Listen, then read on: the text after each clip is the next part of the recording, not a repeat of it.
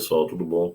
Vamos resolver então agora a questão de número 11, que é a primeira questão da prova de Química. Vem-se embora. Olha aí, chegou. E ele bota assim: analogias são muito usuais como estratégias para abordar conhecimentos científicos, pois possui o potencial de apresentar ideias mais complexas, que é o chamado domínio-alvo, a partir de ideias mais simples, que é o chamado domínio análogo. Contudo, algumas vezes existe o uso abusivo, como na tirinha a seguir. Vê bem, pessoal, a tirinha vai falar de vários modelos, né? Modelos atômicos. E é importante que a gente lembre que existem diversos modelos atômicos e que a gente tem que lembrar principalmente da sequência desses modelos. Então, vamos fazer primeiro aqui a resolução da questão. Ele diz: Marie, você já leu a história dos modelos atômicos que tem no livro que te dei? Ai, sim, adorei. Aí diz assim, ó, tem um modelo atômico que é igualzinho ao sistema planetário. Pessoal, o sistema planetário é o modelo de Rutherford, onde o átomo vai ter um núcleo que é positivo e central e pesado, e vai ter uma eletrosfera bem grandona, bem leve e enorme, que seria o quê? O núcleo seria o Sol e a eletrosfera seriam os planetas em sua órbita, daí modelo planetário. Então, o primeiro modelo que é retratado aí é o modelo de Rutherford. Logo, você com esse modelo ficaria entre duas alternativas. Depois ele diz assim: olha aí, também vi um que é igual ao pudim de passas. Esse, pessoal, é o modelo de Thomson, onde Thomson chegou e falou assim: olha, o átomo ele é um fluido positivo com partículas negativas por toda a sua extensão, semelhante a um pudim de passas. Muito parecido esse modelo, né? Porque ele traz para a gente algo que é interessante. Pela primeira vez se fala da natureza elétrica da matéria e também se fala que o átomo passa a ser divisível, porque se tem um pedaço menor do que o próprio átomo, então você pode dividi-lo naquele pequeno pedaço. Então, é o modelo de Joseph John Thomson. Com isso, a gente já responde a questão. Mas vamos lá ver. Aí ela diz, ó, fiquei até com fome depois desse, aí vim comer bolo, e pensando nesse bolo é igual ao modelo. Como assim? Aí ela diz, totalmente indivisível. Ou seja, ela faz uma ligação com o modelo de Dalton, o primeiro modelo, onde o átomo era o quê? Uma esfera maciça, indivisível e indestrutível. E ainda chama esse modelo de bola de bilhar. Então, a primeira questão é letra D de dado, uma questão bem tranquila, né? Que eu acho que você percebeu aí que foi uma questão boa, uma questão que revisou os modelos atômicos. Então, pessoal, essa é a primeira pegada da gente de hoje, tá certo? Resolver a questão. Mas olha, vamos fazer algo que é bem legal também. Como assim, Gustavo? A gente vai fazer, sabe o quê? A gente vai agora revisar rapidamente o assunto. Então, vamos revisar o assunto que vale muito a pena. Vamos revisar modelos atômicos, tá? Olha aí, pessoal. Lembre-se que tudo começa, olha, Tales de Mileto, lá na Grécia Antiga, né? Anaximenes também, lá todo, ó, Heráclito, onde o pensamento da nossa cultura, na nossa cultura ocidental, foi forjado, né? Aristóteles foi formado, Aristóteles tal. E aí a gente vai ter, na verdade, o ponto principal aí é Leucipo e Demócrito, quando eles chegam e dizem assim: olha, toda e qualquer matéria é formada por átomos. Átomos que são o quê? Aí ele diz: se eu pegar uma matéria e começar a subdividi-la e um pedacinho cada vez menor, vai chegar um momento que o pedacinho é tão pequeno que eu não posso mais dividi-lo. Daí vem o que não tem parte, o que não tem divisão. Átomos, não é? Então, Demócrito, olha, pessoal, antes de Cristo, quase 500 anos antes de Cristo. Só se fala de modelo de novo em 1808, quando John Dalton faz o primeiro modelo científico. Exatamente, o primeiro modelo científico, chamado de bola de bilhar. Bola de bilhar. Então, a bola de bilhar, ele é baseado nas leis ponderais, nas leis de massa, né? Lei de Dalton, lei de Proust, lei de Lavoisier. E para o Dalton, o átomo, ele é o quê? Ele é uma esfera indivisível, indestrutível. Os átomos de um mesmo elemento são idênticos entre si. Átomos de elementos diferentes são diferentes entre si. E olha aqui uma coisa interessante para Dalton, né? O modelo de Dalton hoje em dia ainda explica a reação química, embora seja um átomo, o que, pessoal? Que o modelo esteja ultrapassado.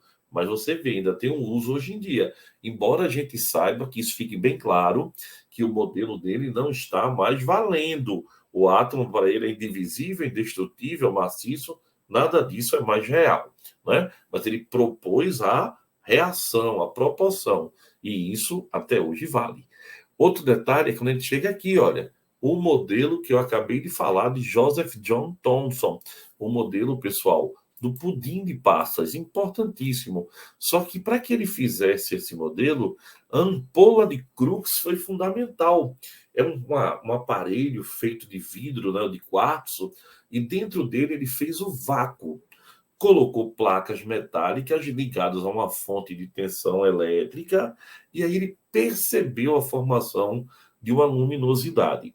É a partir desse experimento que eles descobrem o raio catódico. Ele descobre o raio catódico, onde o átomo é uma esfera maciça, agora fluida, desculpa, positiva, cheia de partículas negativas ao seu redor. Então, pela primeira vez, o modelo de Thomson, ele traz um átomo que é o que, pessoal? A partir dos raios catódicos, que são os elétrons, ele agora tem um átomo que passa a ser divisível e passa a ter natureza elétrica da matéria. Olha que legal. A gente tem agora dois bem esquecidinhos pela ciência, né? Mas não deviam, tá?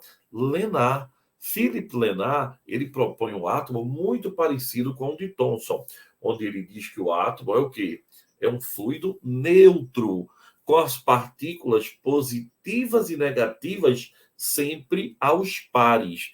Esse par é chamado de dinâmidas, um par de partículas de cargas positivas e negativas. E Rantaro Nagaoka, esse aqui é um caso à parte, né? Nagaoka, ele sugere que o átomo é semelhante aos anéis de Saturno. E aí você vai ter um átomo com descontinuidade, uma região central e uma região periférica.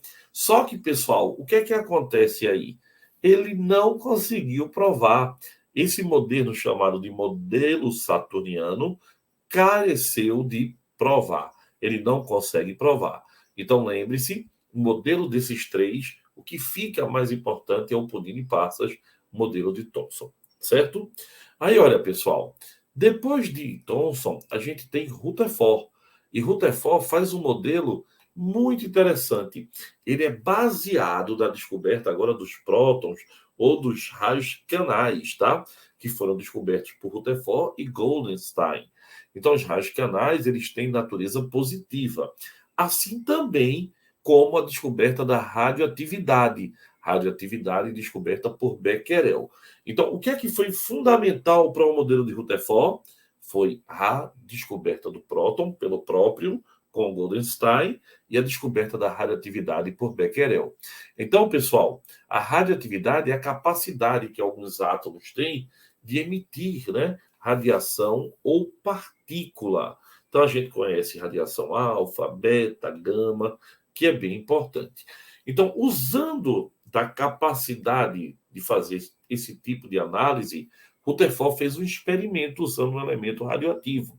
E aí ele percebe, chocando as partículas que saem do elemento radioativo contra uma lâmina de átomos de ouro, uma lâmina de ouro, ele percebe que a maioria dos raios passam pela lâmina, mas alguns desviam.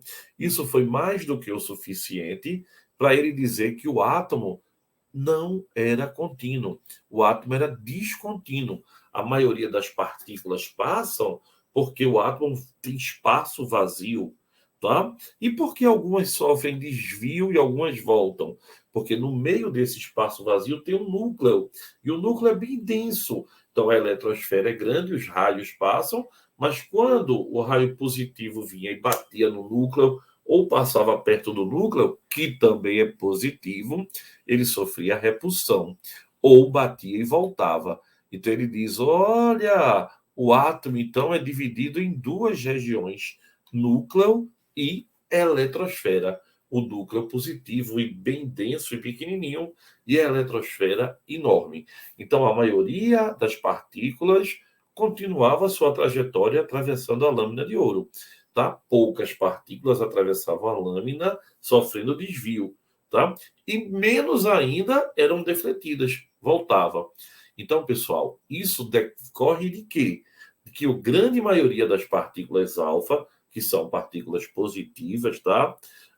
Ao atravessar a lâmina, pela sua grande quantidade, mostrava que o átomo prevalecia espaços vazios e, ao bater e voltar, é porque tinha pequenos espacinhos que eram os núcleos, onde ela batia e voltava. Então, a maioria passa, poucas batem e voltam e poucas sofrem desvio. Aí ele considera que o átomo é semelhante ao sistema solar, onde você tem uma eletrosfera enorme, por onde passavam as partículas, e um núcleo bem pequenininho, onde batia e voltava a partícula alfa. Lembre-se que para o modelo de Rutherford, que é o modelo supermoderno, ele ainda não falava de nêutron, tá? Ele não falava de nêutron. Agora veja, houve um problema no modelo de Rutherford. Se o elétron está girando na eletrosfera, chega um momento, pessoal, que ele vai perdendo energia, ia cair no núcleo. Por que não caiu? Segunda aula tu vai saber. A chamada hecatombe nuclear. Por que não caiu? Vamos embora? Interessante, não foi? Beijão. Até a próxima, pessoal. Valeu.